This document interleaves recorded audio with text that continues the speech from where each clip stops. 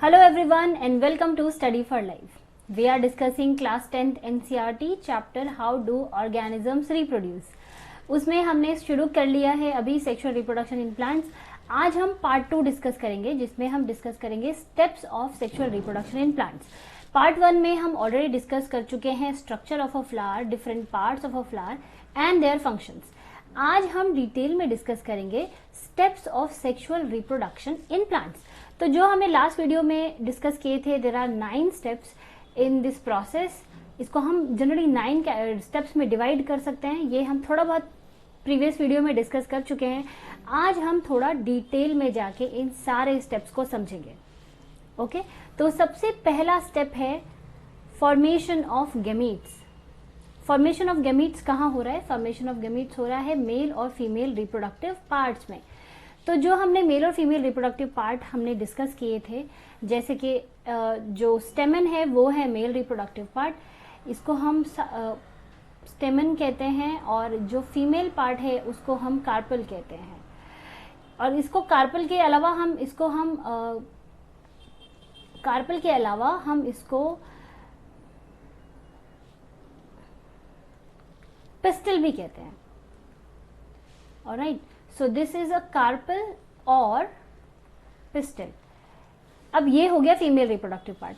तो जो formation of gametes है वो मेल और फीमेल रिप्रोडक्टिव पार्ट्स के अंदर होने वाली है. मेल पार्ट में जो एंथर है उसके अंदर मेल गैमीट की फॉर्मेशन होती है. तो इसको थोड़ा सा समझते हैं. एंथर के अंदर बनते हैं पॉलन ग्रेन्स. ऑलराइट, इसके अंदर बनते हैं पॉलन ग्रेन्स, ऐसे छोटे छोटे बॉल्स जैसे स्ट्रक्चर. बाहर उनकी कवरिंग होती है थोड़ी अच्छी सी, ताकि वो उसको प्रोटेक्ट करके रख सके. और इस हर एक पॉलन ग्रेन के अंदर होते हैं मेल गैमीट्स. इसके अंदर होते हैं मेल गैमीट्स. अब एक पॉलन ग्रेन के अंदर होते हैं 2 मेल गैमीट्स. ये आपको याद रखना है. एक पॉलन ग्रेन के अंदर होंगे 2 मेल गैमीट्स. ओके, अब जैसे कि हमने ह्यूमन रिप्रोडक्शन में देखा था कि जो मेल रिप्रोडक्टिव पार्ट है वो बहुत सारे गैमीट्स बनाता है. सेम यहाँ पर भी है. जो फ्लावर्स हैं उनमें भी जो मेल रिप्रोडक्टिव पार्ट है एंथर, उसके अंदर बहुत सारे पॉलन ग्रेन्स बनते हैं. रीजन, जैसा कि मेल्स में, ह्यूमन मेल्स में था कि उसको ट्रैवल करना होता है फीमेल रिप्रोडक्टिव पार्ट तक. इसकी वजह से बीच में कई सारे जो गैमीट्स हैं वो डिस्ट्रॉय हो जाते हैं, पहुंच नहीं पाते हैं सही जगह पे, और इसीलिए उनका नंबर बहुत ज़्यादा होना ज़रूरी होता है. तो इसलिए मेल्स में बहुत सारे मेल गैमीट्स बनते हैं जो कि बहुत सारे पॉलन ग्रेन के अंदर है. जो फीमेल रिप्रोडक्टिव पार्ट है उसमें जो मेन पार्ट है जहाँ पे फॉर्मेशन हो रही है गैमीट्स की, that is the ovary part. और ओवरी में भी अंदर हमें छोटे छोटे स्ट्रक्चर दिख रहे हैं, ओव्यूल्स. इस ओव्यूल के अंदर फीमेल गैमीट की फॉर्मेशन होती है, और ह्यूमन बींग्स की तरह ही इसको हम कहते हैं egg cell. Okay, egg cell is the female reproductive gamete, female gamete. तो ये हो गया हमारा पहला स्टेप, फॉर्मेशन ऑफ गैमीट्स. अब जो दूसरा स्टेप है वो है पॉलिनेशन. मतलब फॉर्मेशन ऑफ गैमीट हो गया, पॉलन ग्रेन बन गया. पॉलन ग्रेन, एक पॉलन ग्रेन के अंदर 2 मेल गैमीट्स हैं, और जो फीमेल गैमीट है वो बन गया जो कि है एग सेल, जो ओव्यूल के अंदर है. ठीक है, तो इन दोनों की फॉर्मेशन हो गई. अब क्या होगा? ये दोनों अलग अलग पार्ट्स में है. अब इन दोनों का आपस में फ्यूज होना जरूरी है. तो ये जो ट्रांसफर है, ये जो, और कौन ट्रैवल करता है? ट्रैवल करता है पॉलन ग्रेन. तो पॉलन ग्रेन का एग के पास पहुंचने की प्रोसेस को हम कहते हैं, या जो फीमेल रिप्रोडक्टिव पार्ट है उस तक पहुंचने की प्रोसेस को हम कहते हैं पॉलिनेशन. पॉलिनेशन का बहुत ही सिंपल डेफिनेशन है, transfer of pollen grain from, कहां पे बन रहा है ये बनता है एंथर में, फ्रॉम एंथर टू स्टिग्मा. कौन सा पार्ट उसको कैप्चर करता है फीमेल्स में? स्टिग्मा. तो जो ट्रांसफर है पॉलन ग्रेन का एंथर से स्टिग्मा, उसी को हम कहते हैं पॉलिनेशन.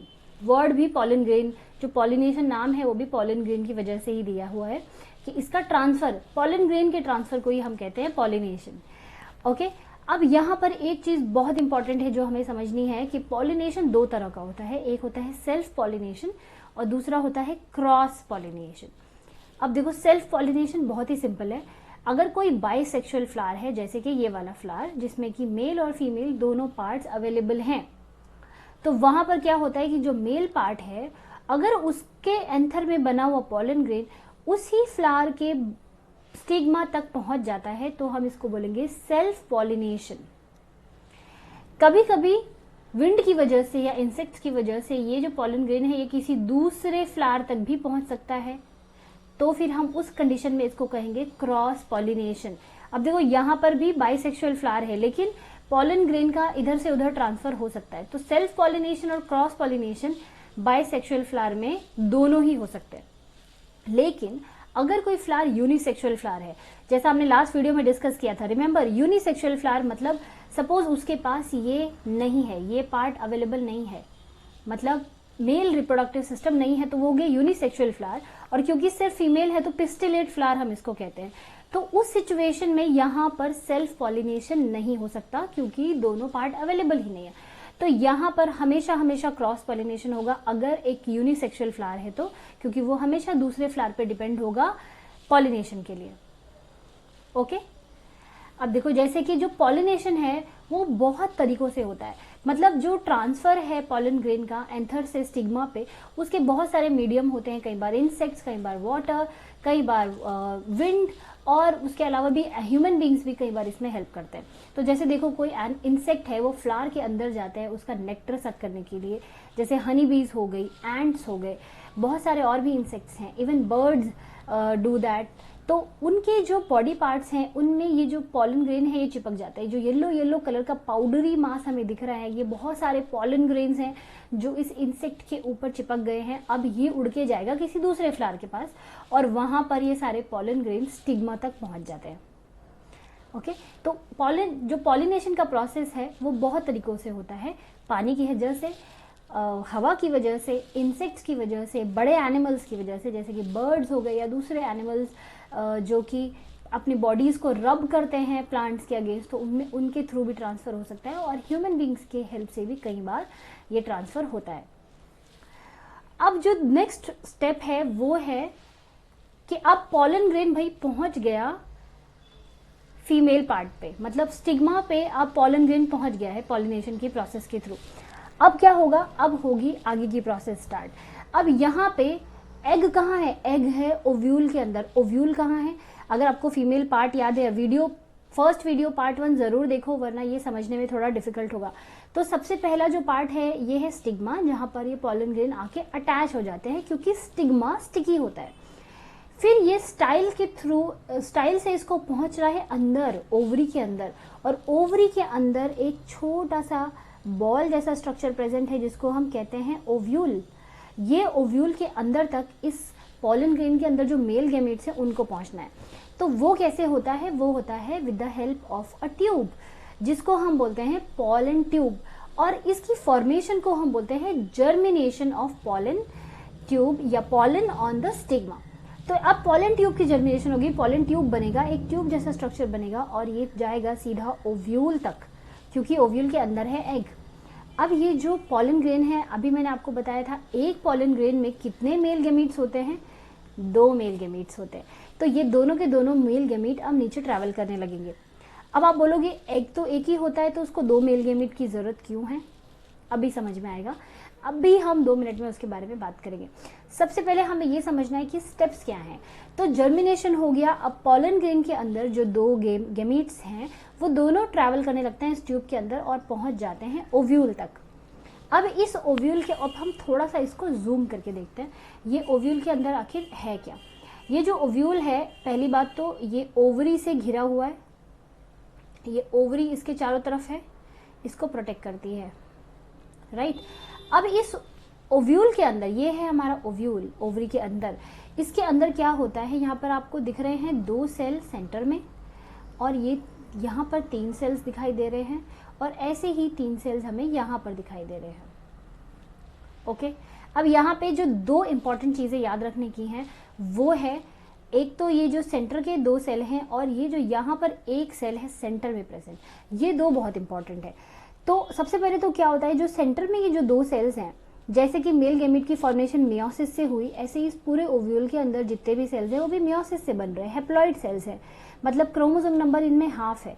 तो होता क्या है कि ये जो 2 सेल्स हैं ये फ्यूज हो जाते हैं सबसे पहले, और इसके अंदर ये हो जाते हैं डिप्लॉइड, मतलब क्योंकि वो दोनों फ्यूज हो गए, हैप्लॉइड सेल थे, एन थे, तो अभी हो गए ये 2n।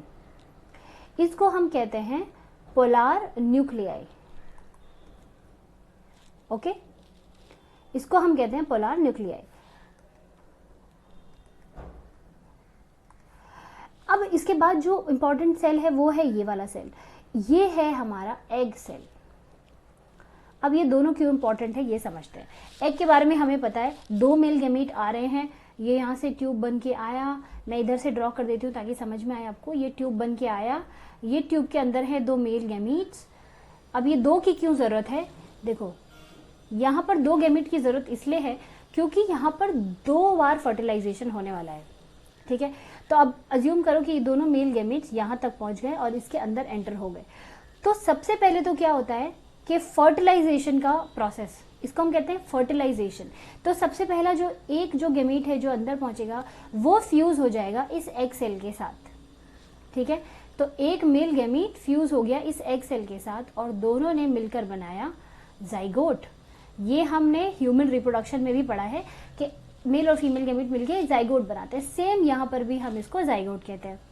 लेकिन रिमेंबर यहाँ पर एक और मेल गैमीट है। अब ये मेल गैमीट क्या करने वाला है, ये फ्यूज होने वाला है इस पोलार न्यूक्लियाई के साथ और ये दोनों फ्यूज होकर बनाते हैं ट्रिप्लॉइड सेल। ये याद है आपको, ये 2n है ऑलरेडी क्योंकि 2 सेल के फ्यूज होकर बना था। अब एक मेल गैमीट भी इसमें फ्यूज हो गया तो ये हो गया 3n, ठीक है। अब इसको हम बोलते हैं एंडोस्पर्म। इसको हम क्या कहते हैं, एंडोस्पर्म। बहुत ही इंपॉर्टेंट है इसलिए हम इनके बारे में बात करें। बाकी सेल्स का इतना इंपॉर्टेंट फंक्शंस नहीं होते हैं, स्पेशली क्लास 10th के सिलेबस के हिसाब से, इसलिए हम उनको अभी अवॉइड करने वाले हैं। तो सबसे पहले क्या हुआ कि जो एग सेल है वो फ्यूज हो गया मेल गैमीट के साथ और उसने बनाया जाइगोट। जाइगोट डिवाइड होगा नेक्स्ट स्टेप में, zygote will divide and form the embryo with in the ovule. ये जो जाइगोट है ये बेबी प्लांट में कन्वर्ट हो जाएगा, बेबी एम्ब्रियो मतलब प्लांट के बेबी यानी एम्ब्रियो में कन्वर्ट हो जाएगा। लेकिन अब इस एंडोस्पर्म का क्या रोल है वो भी हम धीरे धीरे समझते हैं।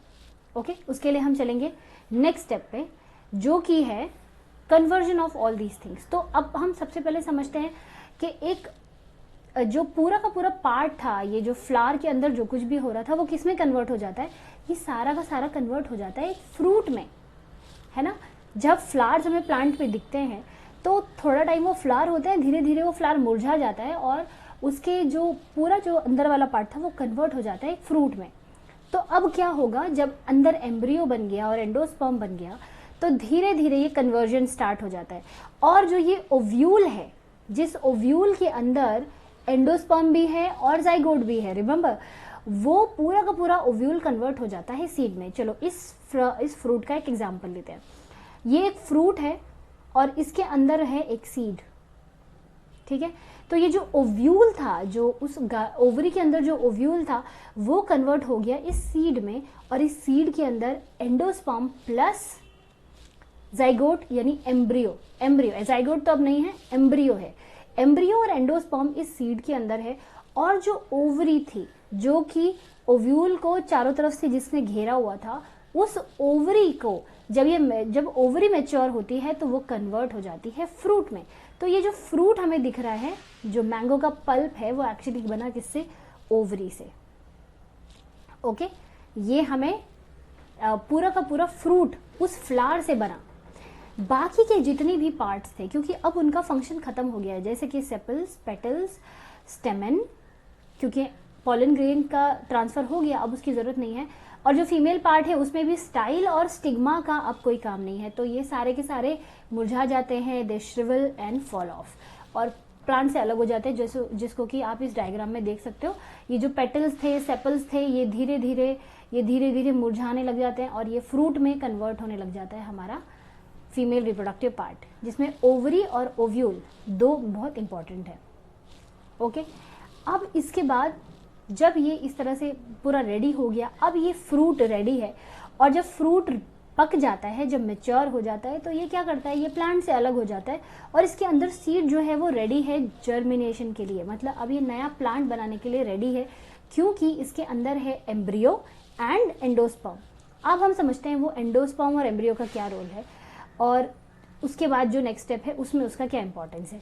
तो अब क्योंकि ये फ्रूट अलग हो जाएगा प्लांट से, तो एम्ब्रियो को अपना खाना कहाँ से मिलेगा, क्योंकि अब तो अटैचमेंट नहीं है, किसी से भी कोई अटैचमेंट नहीं है। और कई बार तो हम फ्रूट को भी निकाल देते हैं और खाली सीड हमारे पास होता है, और वो सीड भी काफ़ी टाइम तक सर्वाइव करता है। सपोज अगर मैं कोई सीड को निकाल के रख लूँ, जैसे for example kidney beans, rajma की दाल या मूंग दाल जिसको हम स्प्राउट करते हैं हर रोज़, वो एक्चुअली एक सीड है। उस सीड को अगर मैंने अपने घर में स्टोर करके भी रखा कई महीनों तक, तो भी उसके अंदर एम्ब्रियो मरता नहीं है, जबकि वो प्लांट से अभी अटैच नहीं है। ऐसा क्यों होता है, क्योंकि उस सीड के अंदर एक एम्ब्रियो के साथ साथ उसका खाना भी प्रेजेंट है। ये आप खुद देख सकते हो इन अ पी ग्रेन या फिर किडनी बीन्स को जब हम सोक करते हैं, उसको अगर आप जब वो सोक हो जाती है, रात भर सोक कर रहे हैं, तो सुबह आप उसको खोल कर देखोगे, उसको स्प्लिट करके देखोगे, तो उसके अंदर आपको इस तरह के छोटा सा एम्ब्रियो दिखेगा, और उसी के साथ साथ एक ये जो पूरा स्ट्रक्चर जो ये अंदर जो जिसको हम एक्चुअली खा रहे हैं, जिसके लिए हम वो किडनी बीन्स को खा रहे हैं, वो दिखेगा। इसको हम कहते हैं एंडोस्पर्म। ये पी में बहुत आसानी से दिख जाता है। पी के जो दाना होता है उसको आप स्प्लिट करके ओपन करो तो आराम से उसके अंदर ऐसा कुछ देखने को मिलता है। यहाँ पर एक छोटा सा एम्ब्रियो होता है और उसके यहाँ पर क्या है, ये है एंडोस्पर्म। ये एंडोस्पर्म एक्चुअली प्लांट इस सीड को, यानी ये जो एम्ब्रियो है, इसको तब तक खाना देता है जब तक ये जर्मिनेट नहीं हो जाता।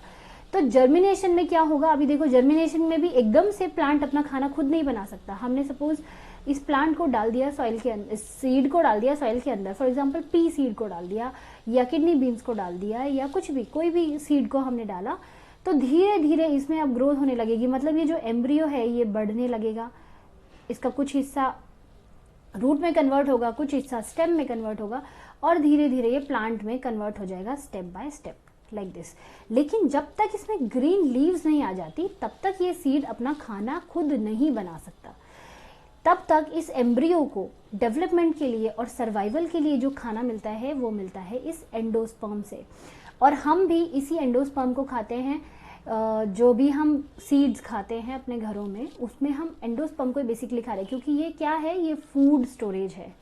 अब आपको समझ में आ गया होगा एंडोस्पर्म का रोल क्या है। और ये सारे स्टेप्स अब कवर हो गए हैं प्लांट सेक्सुअल रिप्रोडक्शन के। ओके, तो जल्दी से रिवाइज कर लेते हैं सारे स्टेप्स को एक बार फिर से, कि सबसे पहले होता है फॉर्मेशन ऑफ गैमीट्स, उसके बाद पॉलिनेशन, देन जर्मिनेशन, ट्यूब बनती है और जो मेल गैमेट है वो फीमेल ओव्यूल के अंदर एग तक पहुंचता है। फिर वहां होता है फर्टिलाइजेशन। अब क्योंकि फर्टिलाइजेशन 2 बार हो रहा है, एक बार एग के साथ और एक बार पोलर न्यूक्लियर के साथ, तो हम ये भी कहते हैं कि प्लांट्स में डबल फर्टिलाइजेशन होता है, वेरी इंपॉर्टेंट। उसके बाद जब डेवलपमेंट, जब फॉर्मेशन हो गया, फर्टिलाइजेशन हो गया, तो 2 चीजें बनेंगी, जाइगोट बनेगा एंड एंडोस्पर्म बनेगा। उसके बाद जब वो थोड़ा मैच्योर होने लगते हैं तो ओव्यूल कन्वर्ट होता है सीड में, ओवरी कन्वर्ट हो जाती है फ्रूट में, और बाकी के जो भी पार्ट्स हैं वो श्रिवल होके फॉल ऑफ हो जाते हैं, मतलब वो मुरझा जाते हैं और फ्लावर से अलग हो जाते हैं। अब बचता है सिर्फ सीड और फ्रूट, जो कि ओवरी और ओव्यूल से बने, और इन सब के जब रेडी हो जाते हैं, मैच्योर हो जाते हैं, तो प्लांट से अलग होके now they can germinate. Okay, so ये थे सारे स्टेप्स ऑफ सेक्सुअल रिप्रोडक्शन। अब हम एक क्वेश्चन को सॉल्व करने की कोशिश करते हैं, जो कि लास्ट वीडियो में भी हमने डिस्कस किया था। अगर आपको वो याद होगा तो आप इसका आंसर जरूर कर सकते हो। तो try to find the answer of this question and post your answers in the chat box. In an angiospermous flower, the outermost whorl of the floral leaves, which is protective in nature, called। सबसे बाहर की, flower की जो सबसे बाहर की layer है, whorl है, जो कि प्रोटेक्शन का काम करती है, उसको हम क्या कहते हैं? Androecium, gynoecium, androecium, calyx, Corolla और गाइनोशियम। इनमें से क्या है सबसे बाहर वाली वर्ल जो कि प्रोटेक्शन का काम कर रही है? अगर आपने वीडियो देखा होगा लास्ट वाला तो आपको इसका आंसर जरूर आता होगा। And the outer most whorl is known as calyx, जो कि बनी होती है सेपल से, और सेपल्स ग्रीन कलर के लीव जैसे हमें स्ट्रक्चर दिखते हैं, जो कि प्लांट को या फ्लावर को प्रोटेक्ट करने का काम करते हैं। ओके, सो आई होप आपको वीडियो अच्छा लगा और सब कुछ अच्छे से समझ में आया होगा। अगर इसमें कोई भी अभी डाउट है तो आप चैट बॉक्स में अपना कमेंट लिख सकते हो। वीडियो पसंद आते हैं तो उसको लाइक ज़रूर करें और शेयर ज़रूर करें। ये chapter how do organisms reproduce हम ख़त्म कर चुके हैं आज। तो ये सारे के सारे वीडियोस देख के अपने नोट्स बनाते रहें और चैप्टर को रिवाइज भी करते रहें। So that's all for today. In next video we will start with the new chapter. तब तक के लिए आप सब लोग चैप्टर को रिवाइज करते रहें और वीडियो को ज़्यादा से ज़्यादा शेयर करें। So that's all for today everyone. Have a good day.